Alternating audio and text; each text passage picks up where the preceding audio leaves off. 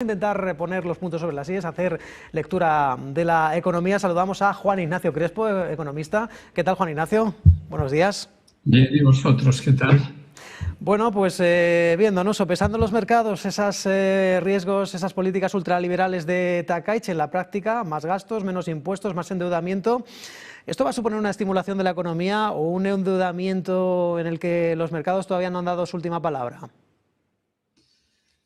Bueno, el programa de la señora Sanae Takaichi pues, es un programa expansivo, económicamente hablando, pero se va a topar con varios problemas. Uno, el endeudamiento grande que tiene Japón, que como endeudamiento neto baja muy por debajo del 250% sobre PIB que se le atribuye como endeudamiento bruto.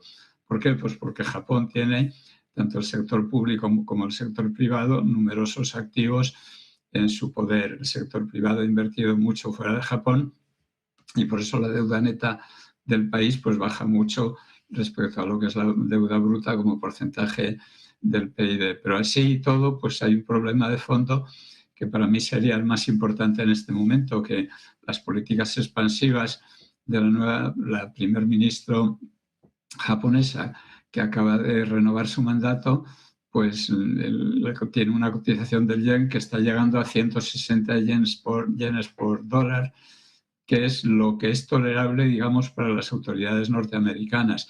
Ahí es donde se ha detenido siempre en los últimos 30 años la depreciación del yen, y a partir de ahí lo normal sería o que se mantenga, en el caso más favorable para Japón, o que el yen empiece a apreciarse. Apreciación que provocó hace 2 veranos problemas gravísimos en las bolsas y que si vuelve a producirse, pues volverán a producirse ese tipo de problemas. Y con una política expansiva de gasto público incrementado como las que pretende la primer ministro japonesa, pues va a ser muy complicado que el yen no se deprecie más y por lo tanto haya un conflicto ahí con Estados Unidos. Pues hablando de Estados Unidos, fuerte recuperación el pasado viernes, máximos históricos para el Dow Jones. Parece que se dejaron a un lado las tensiones geopolíticas. Es cierto que se apuntaba a, bueno, pues a negociaciones entre Rusia, Ucrania, entre Estados Unidos e Irán, pero parece que los inversores han mirado más allá, ¿no? De esas preocupaciones por la inteligencia artificial, por el gasto, y parece que se han centrado más en las perspectivas de crecimiento y en los posibles recortes de tipos de interés. ¿A qué se debe esta recuperación de Wall Street? Bueno, yo creo que simplemente es un movimiento compensatorio de lo que venía sucediendo en las sesiones anteriores. Yo no le daría una especial importancia de momento hasta ver si se mantiene esa recuperación. Hay que tener en cuenta que desde septiembre, desde el 20 de septiembre más o menos último, con lo cual pues han pasado ya 4 meses y medio, las bolsas norteamericanas, los índices de bolsa, los principales, los que suelen utilizarse habitualmente, pues se han movido en un movimiento lateral. En el caso del Nasdaq 100, prácticamente está ahora en el mismo nivel que hace 4 meses y medio. En el caso del Standard & Poor's está algo por encima y los otros índices Dow Jones y Russell 2000 pues sí que están algo más por encima de donde estaban hace 4 meses y medio. Pero no es un movimiento significativo al alza, es más bien un movimiento lateral o lateral levemente alcista, con lo cual pues quiere decir que los inversores en bolsa norteamericana, o sea, la propia bolsa como colectivo, pues está con muchísimas dudas sobre por dónde debe continuar en los próximos meses, ¿no? De hecho, esta semana pasada, iniciado el viernes, hace 2 viernes, pues el hundimiento del precio del oro y de la plata dan una muestra significativa del nerviosismo existente en los mercados y de esa falta de dirección de las bolsas también. Si miramos los cracks del oro y de la plata que se produjeron, uno en 2011 y otro en el año 1980, y que serían los que se aproximan más en una comparación a lo que sucedió hace 9 o 10 días, pues lo que se produce después siempre es una caída de las bolsas. Bueno, como es una muestra tan pequeña de dos ocasiones anteriores, pues la certeza de que ese declive de las bolsas se va a producir dentro de unos 15 o 20 días, pues es un poco arriesgada. Pero lo cierto es que yo diría que las bolsas están en general sin dirección en Estados Unidos, no en sitios como Corea o como Japón, donde están, o incluso el IBEX, que están completamente desmadrados. Pero en Japón hay que añadir un problema, que sus tipos de interés de largo plazo han estado subiendo como no lo hacían pues desde hacía muchísimo tiempo, ¿no? A lo mejor 30 o 40 años sin alcanzar los niveles actuales, lo cual antes o después pues no es bueno tampoco para las bolsas ni para la economía. Bueno, ni tampoco ese gasto en inteligencia artificial, en centros de datos, todas esas inversiones en infraestructuras para, bueno, pues liderar esa carrera por la inteligencia artificial. Solo las 4 gigantes, creo, Juan Ignacio, van a gastar más de 650.000 millones de dólares en este tipo de inversiones. Es un aumento del 60% respecto a 2025 y eso es lo que ha castigado las cuentas de estas compañías por segundo trimestre consecutivo. Amazon, Microsoft, Google y Meta. ¿Cómo crees que va a seguir lidiando el mercado con ello y los riesgos que supone para la economía global?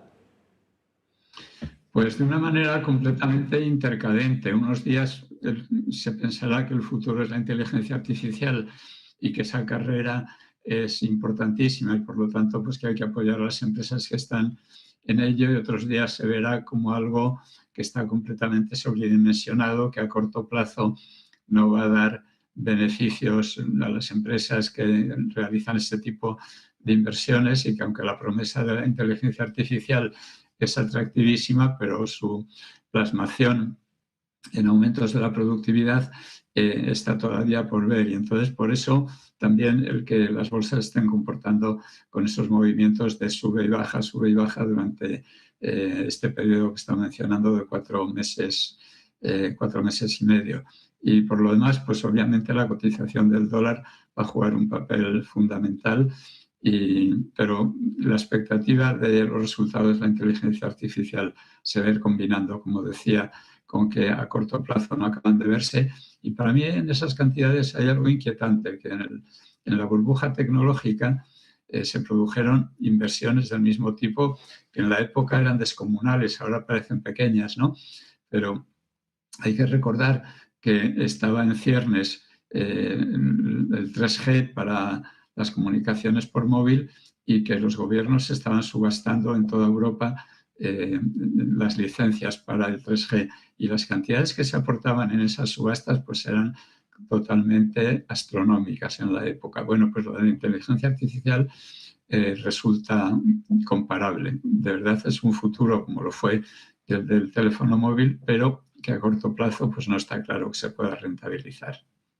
Juan Ignacio, nos vamos hacia un escenario de, bueno, pues mediado del 2026. Parece que el mercado sigue apostando por una mayor flexibilización de la política de la Fed, un recorte para junio, quizá otro en septiembre, con un Kevin Warsh que, bueno, pues parece que es una especie de halcón que se tendrá que suavizar, ¿no?, con esas intenciones ultra flexibles de la administración Trump. Otra cosa será cómo pueda, en este caso, calmar los ánimos de la Junta de Gobernadores. ¿Cómo crees que va a lidiar el mercado con todo esto? Parece que se está dando por descontado 2 recortes y eso no es lo que pretende Donald Trump. Pretende bajadas mucho más contundentes.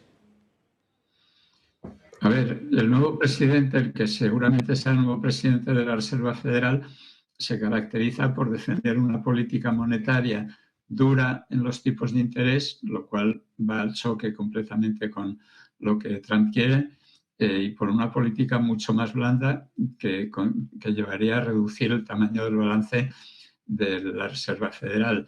En las circunstancias en las que va a tomar posesión, con Trump presionando para una bajada de tipos de interés, que yo creo que además está justificada porque los datos de inflación pues no son especialmente malos en Estados Unidos y empiezan a ser muy buenos en Europa. De hecho, esta mañana comentaba yo en mi newsletter algo del que ha dicho el BCE al final de la semana pasada, que es que empiezan a temer que la bajada de precios vaya demasiado lejos, y todo el mundo sabe que luchar contra la desinflación e incluso contra la deflación es mucho más complicado que luchar contra la inflación, con lo cual prácticamente todo abunda en la conclusión de que las bajadas de tipos de interés se tienen que producir tanto en Estados Unidos como en Europa. Ahora bien, con ese Consejo de Gobierno de la Reserva Federal, pues el nuevo presidente se va a ver entre dos fuegos, Trump presionando para que baje tipos, el Consejo de Gobierno